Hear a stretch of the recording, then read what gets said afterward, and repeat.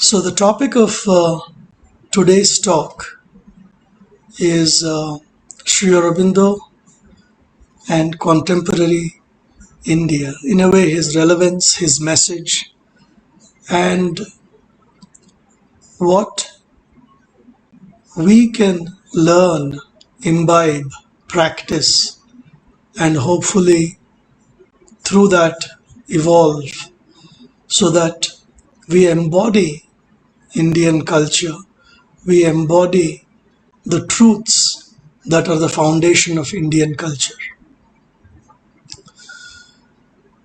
When Sri Aurobindo was asked about reawakening of India or rebirth of India, he emphasized its importance, stating two aspects of it. The first was what it means for India to awaken, what it means for the rebirth and reawakening of India. He said this was important, the awakening of India was important because India, the land that is India, was the laboratory of the soul. This was one of the phrases he used. He talked about India as a grand workshop of spiritual experiment. This is the place where generation after generation, he said, thousands of spiritual beings incarnated. They practiced quietly, gathered the spiritual gains, handed it over to the people around them and moved on. In fact, at one place he uses the word, this is the patrimony of Indians. In other words, this is what we are inheriting from our forefathers, the spiritual wealth. He specifically says how in India, every activity, individual or cosmic, had as its basis the spiritual truth, the search for spiritual truth. He talks of rebirth of India as the recovery of the ancient Indian spirit. The ancient Indian spirit. This is what for him was the reawakening of India. But he also pointed out how it was important for the world that India should reawaken. And by the way, when we hear and speak and share some of these things, we should keep in mind that many of the comments that Sri Aurobindo made and many of the insights that Sri Aurobindo gave came from a period where India was actually downtrodden. It was an impoverished country.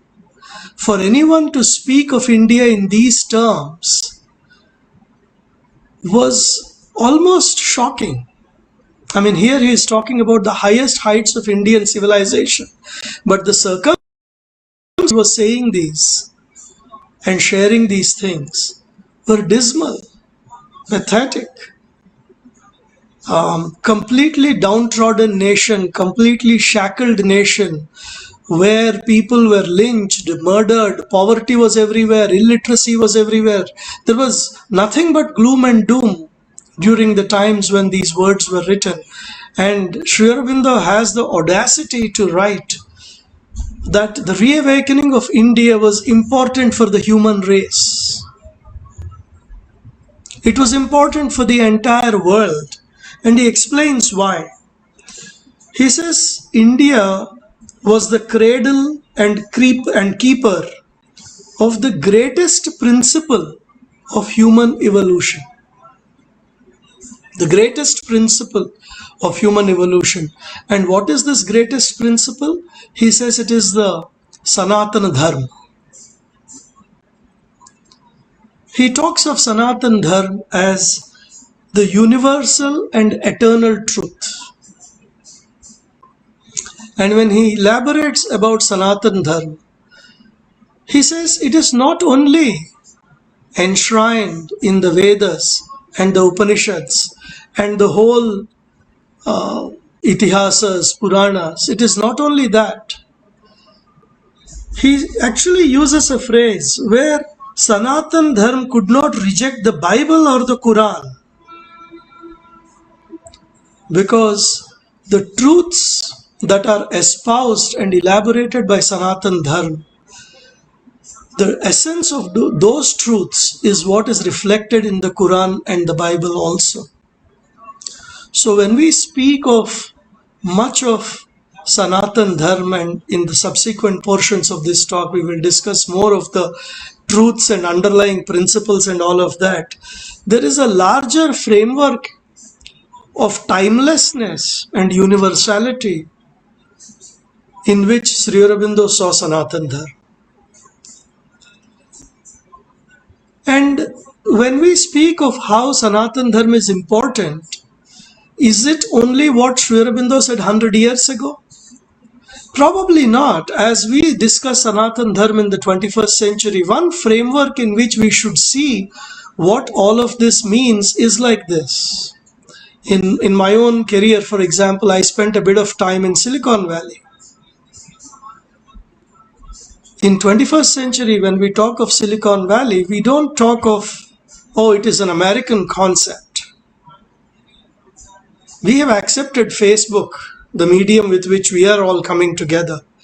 Google, Apple, Amazon, all of which are a very integral part of making our life better. But we don't throw them away as saying these are American things and I'm an Indian or I'm a German. We accept, embrace all of this technology. The television can come from Samsung in Korea. My car can come from Germany, Volkswagen, or Toyota or something else. We embrace all of these because these are what provide meaning to our outer life. It is in this context that we should see Sanatana Dharma as a framework that provides a meaningful value to our inner life. It doesn't matter what the color of our skin is. It doesn't matter what religion we were brought up in. It doesn't matter, honestly, because the framework of Sanatana Dharma provides meaning for the essence of our existence. This is what provides for us a meaning of finding out what we are as human beings. And it is in this context that Sanatana Dharma matters to the entire human race. When somebody spoke to the mother about the importance of India, she spoke a few lines and she said, India's true destiny is to be the guru of the world. India is the guru of the world. The future world, the future structure of the world depends on India. India is the living soul. So it is important that India reawakens. It is important that India discovers itself. And it is important not just for India but also for the entire world. Sri Aurobindo speaks of this ancient spirit of Sanatana Dharma, and he actually talks about three aspects of it. The first theme that he talks about is that spirituality is the master key of the Indian mind. Many of us have heard this line before, the master key of Indian mind. What does he mean? Fundamentally, what he talks about is that the exceeding of the time-space context, eternity and infinity, these are themes that are very natural to the Indian thought. This is one important element when he speaks of that ancient Indian spirit. The second part that he talks about is that India has never believed in the finality of the body. Externality is only a part of who we are. In fact, Sri Aurobindo says that the meaning of the physicality is from the supraphysical. That is the phrase he uses. It is only by understanding this element that we are able to understand what is this ancient spirit of India. I mean, think of it this way. Sankhya philosophy is 2500 years old or a little older. Maybe even 3500 if you go into the precise timing of it. Because Buddha itself, we are talking of 2500, and Sankhya precedes Buddha. And when Sankhya philosophy talks about Purusha and Prakriti, and it talks about a poise in our consciousness where we transcend the mind and we are able to look at the body, the externality, as just one manifestation. I mean, that is astounding, right? 3,500 years ago, the ancient spirit of India talked about how man has a very secret soul and essence, a poise from where he is the being and he can watch the externalities as the becoming. The being and becoming are reconciled this way in Sankhya philosophy 3,000 years ago, 3,500 years ago. This was another master key, in a way, of the ancient Indian spirit. And again, aside from Sankhya philosophy, you talk about Patanjali Yoga Sutras, which come maybe 1,000 years or so later. This is around 1500, 1600. And Sankhya philosophy lays out the basics of human existence and how to look at the spirit inside of man, and externalities have to be controlled by that spirit. He lays out Yama and Niyama, Ahimsa, Satyasteya, Brahmacharya, Parigraha as the Yamas, and Saucha, Santosha, Tapaha, Swadhyaya, Ishwara, Pranidhanan as the Niyama. I mean, still we are talking of 1500 years. If you take around 4 generations per 100 years, you are talking of 6,000 generations ago. I mean, that is mind-boggling for us to understand that 6,000 generations ago in this land was laid out the central truth of human existence and how the inner being is the essence of who we are and how the externalities are just peripheral to our existence. I mean, it's shocking and mind-boggling. And then the third principle that Sri Aurobindo lays out is how man can exceed himself, how man can open to the universality, the energies, the universal energies that can manifest through man and raise him. It taught man that you are not what you are at birth. You can be much more. When you take up your own instruments of emotions, thoughts, and body and exert the pressure from within and open yourself to the energies that descend from above, you can far transcend yourself.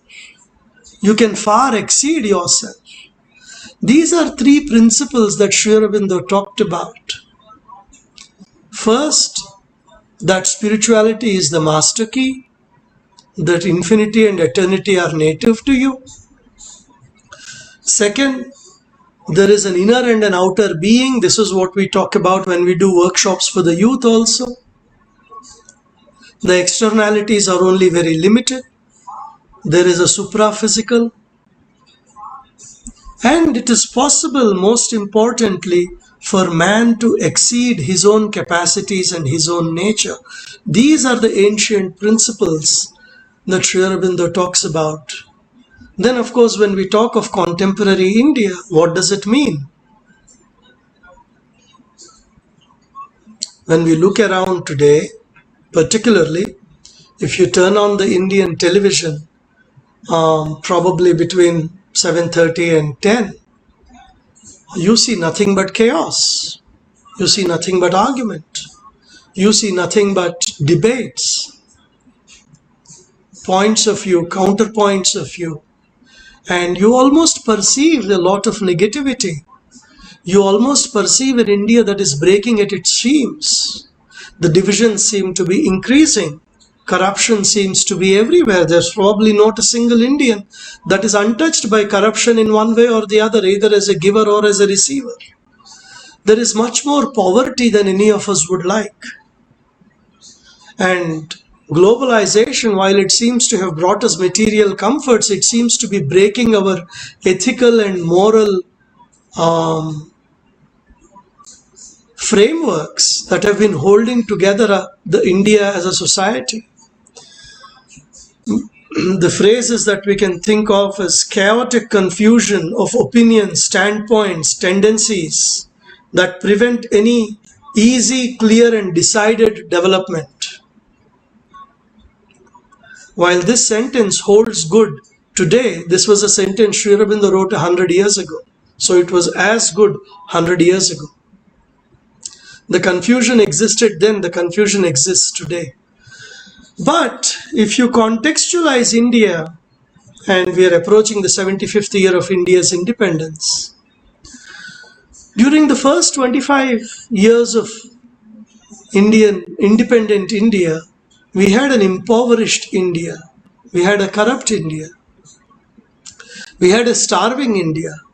Avoiding financial default was important for us in those days. We had an India that was barely able to feed itself. In fact, poverty, almost 80% of India was below poverty line at the time of independence. Literacy rate around independence was around 12%, so barely around 10% literate. Today, the country is over 70% literate.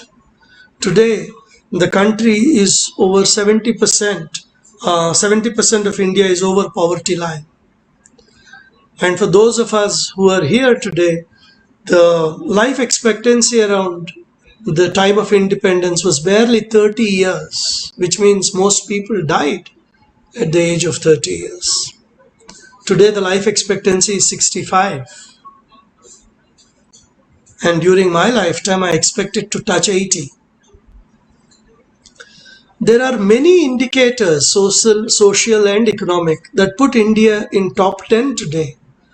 Whether it is financial, whether it is services, whether it is manufacturing, whether it is agriculture, whether it is mining.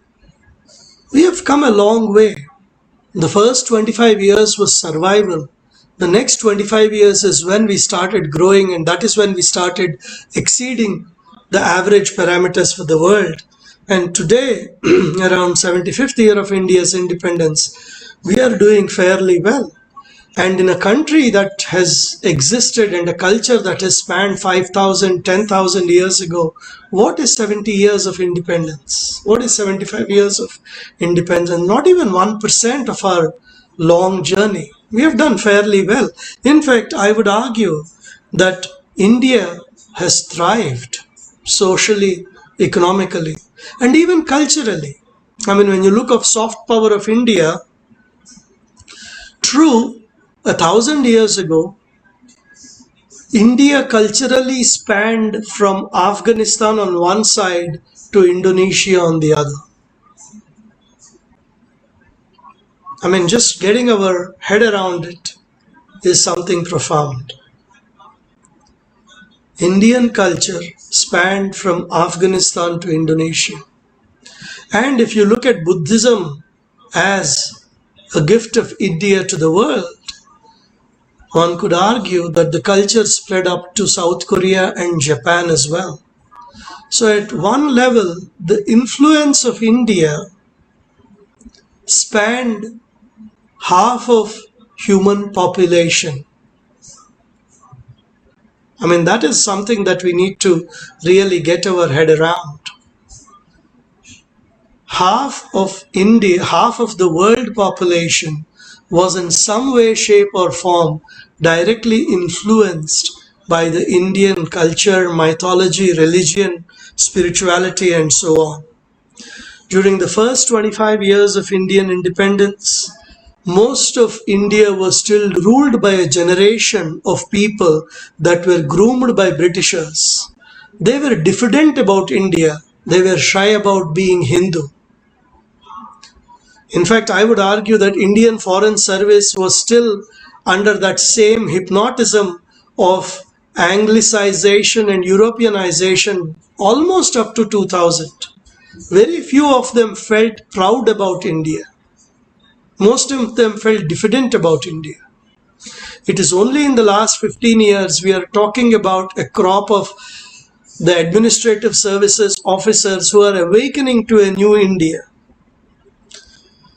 So in the first 25 years after independence, India culturally did not exert much on the global scale.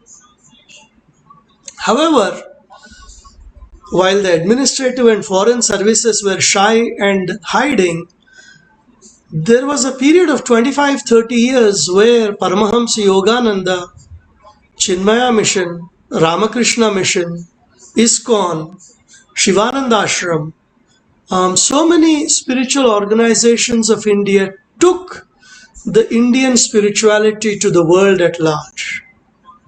Each of these organizations that I mentioned has done pioneering work in globalizing Indian spirituality. And I think in the last 20 years, India is finding a more self-confident footing in taking the spirituality of India abroad. In fact, particularly if we speak of the last 20 years, Isha Yoga, Art of Living, Sri Aurobindo Ashram and Sri Aurobindo Society, many of them have come forward and taken the work of Indian spirituality globally in a very big way. When you talk of recovering Indian spirituality and spreading around the world and also embodying it, Sri Aurobindo gives probably 3 principles. He talks about how Indians need to become Indians first. We need to recover the spiritual knowledge, preserve it and practice it. We need to use these spiritual themes and spiritual knowledge to come up with original solutions for contemporary problems. I have often seen one aspect of Indian spiritual speakers and people who glorify India. There seems to be a dwelling more on the past than on the future, or applying that past and the principles on that past to present problems. That is something I have not yet seen in a big way. It is good to be proud of the past, but also it is important to be sure-footed about the future and where we are going with it. And that is the second part of it. Sri Aurobindo says, one is recover, preserve and practice. Second is find original solutions. But how? In the light of the past, in the light of Indian spirituality, and I will come to that in a little bit more in that. And then the third part is spiritualized society needs to evolve based on the glory of the past, based on the spiritual principles. I mean, we all know, and many of us are proud of Auroville being one such place where there is an experiment on a grand scale, on a global scale, to apply spiritual principles to daily living. When we talk of applying these principles, there are again 3 principles of what Sri Aurobindo said, 3 levels at which we can apply the individual, the family and the society, and 3 aspects where there is a preservation of it. There is a need to strongly protect it from foreign attacks and pervasive cultural terrorism that one is seeing today. And I will use the word cultural terrorism very consciously, because no longer are we living in a world which is live and let live. There is a strong movement of economic predation, predators on the prowl to capture and harvest as much of the population as possible, as quickly as possible, through various means, converting people, providing them financial incentives to change religions. One should not mince words when we are talking about this. One should not be uncomfortable about it. One should clearly call a spade, because protecting Sanatana Dharma and protecting Indian culture and religion in its form is essential. In fact, Sri Aurobindo himself says, when we talk about how is it that India survived 1,000 years of occupation, he points out that it is the religion of India, it is the network of Hindu religion that is all over this geography that we described. It is those roots that have kept Sanatana Dharma alive in this country, he says. He talks about how Ramakrishna Paramahamsa, the avatar of Dakshineshwar, he calls him. He talks about how Vaishnavite devotion was a big part of it. So he lays out very clearly how Hindu religion was a part of protecting Sanatana Dharma.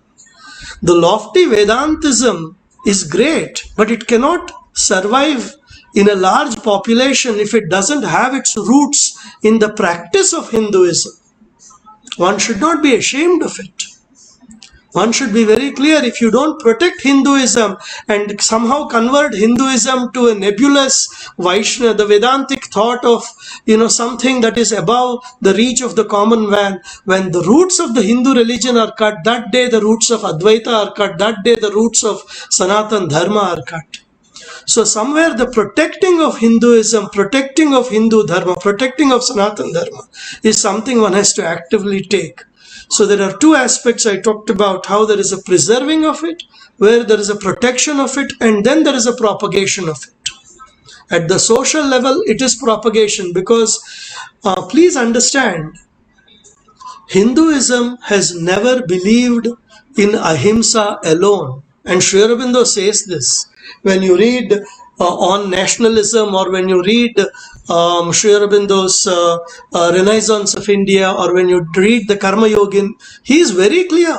He says Sanatana Dharma was strong and it was very, very powerful, and it never shied away from occupation if its existence was threatened. He was very clear about it. We are not a diffident religion of ahimsa where we allow everybody to come and cut us apart. That is not the Sanatana Dharma of Sri Aurobindo. So, when we talk about the individual level, the family level, and the protection, the preserving, and all of that, I will probably just summarize it at just one aspect of it. We will not cover all the three, the individual, the family, and the society. We will probably just take up the individual, because finally each of us has to embody Sanatana Dharma.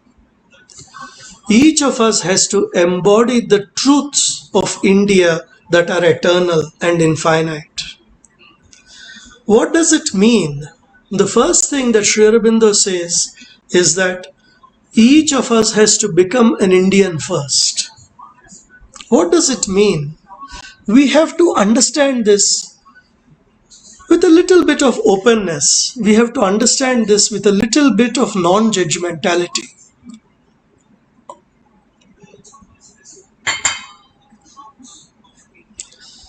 The present conditioning of each of us, or most of us, is still increasingly anglicized, westernized, etc. Because many of us are educated through the medium of instruction that is not native. Many of us have studied subjects, whether it is history, whether it is culture, whether it is whatever the subjects we studied, they were created to condition us in a particular way, to think in a particular way. And when we grow up and we take up jobs and we try to become successful, the society is conditioned in a particular way. The phrase I would use that applies to the average Indian person today is utilitarianism.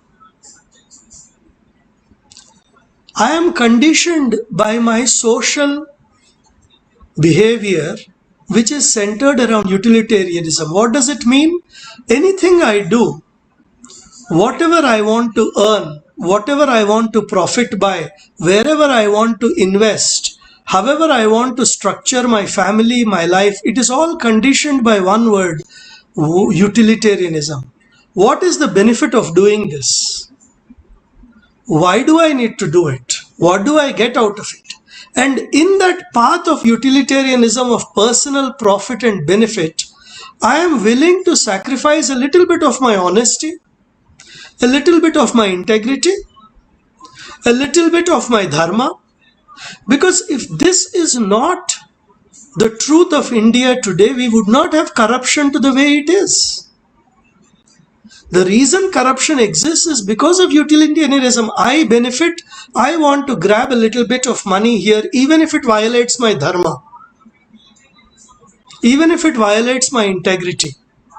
That's okay.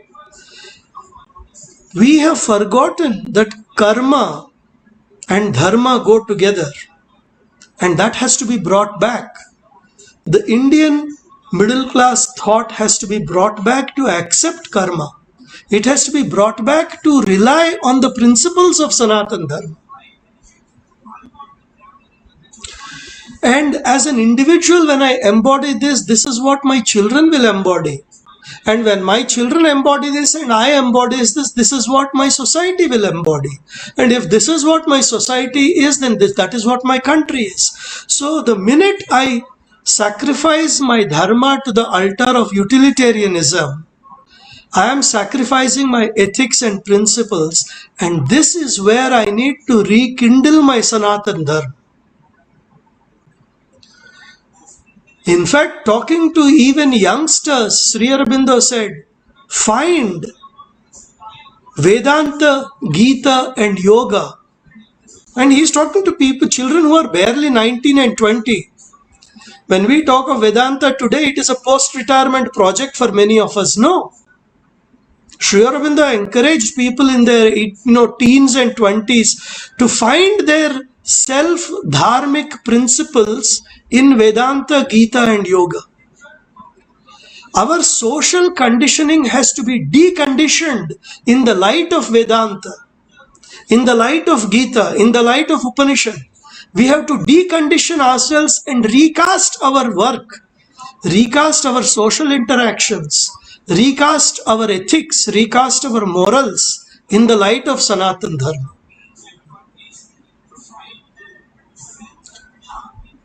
What does it mean? It means we move away from the surface ego to a deeper value. We move away from leading a life of wanting to control everything to accepting the fact that my life and the universe are bigger than me and the divine providence is guiding me. It moves us away from being an owner and a doer and restlessly pursuing a particular goal towards being an instrument and towards a larger part of being content. So we need to understand that individually we have to recast our personality.